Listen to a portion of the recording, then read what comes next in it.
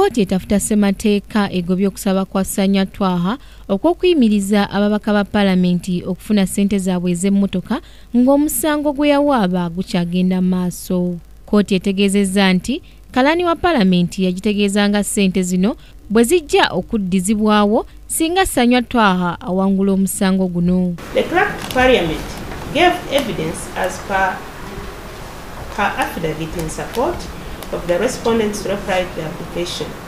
She asserted that the money in issue was to be paid to the members of Parliament pursuant to the provisions of the Constitution, the Administration of the Parliament Act, and the provisions of the Public Finance Management Act. Amyuka omuwandiisi wa kkooti ya ssemateeka ayongeddeko nti oludda oluwaabi lulemye okuwa obujulizi obumala ku nsonga eno n'olwekyo okusaba kwabwe tekuliimu nsa. I do not find it necessary to consider any other issue as this finding disposes the application. Wabula oludda oluwaabi olukulembeddwamu Shaban Sanywa lutegeezezza nga ekikoleddwa bwe kitali mateeka naye tekigenda kubajja ku mulamwa gwabwe okutuusa bwe banaawangula omusango guno. Ssente ezo ziweebwayo bukyamu.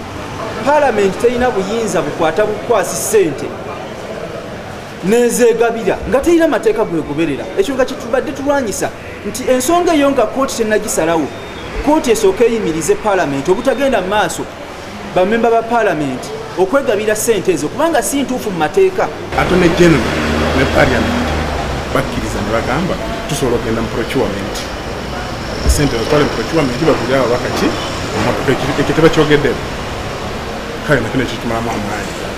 So ffe tugamba nti babakiza nti zigende mu procurement naffe twali tukiza nti kale zigende mu procurement bagule emmotoka nga za gavumenti naye nga kyo. Constitutional rights bwe baba nga zigenda continuous violation nti ziyinza okuba compensated ne sente then ekyo kimazeeko enviiri president simanyi kanso wange lwe banagikola naye kati tugirabye nti constitutional rights omuntu aba ali kuzituulira omuntu amala n'akusasulamu esente kyemanyi nti tekijja tukola bulungi mu constitutional yaffe. Sanywa Twaha yawawaabira Paalamenti ya Uganda olw'okuwa ensimbi eziwerera ddala obukadde 2 ez'okugula emmotoka z'ababaka kyagamba nti kuba kufiiriza ggwanga. Crack Kingdom TV, Samla Hanifa ne Chubika Steven amalindirire.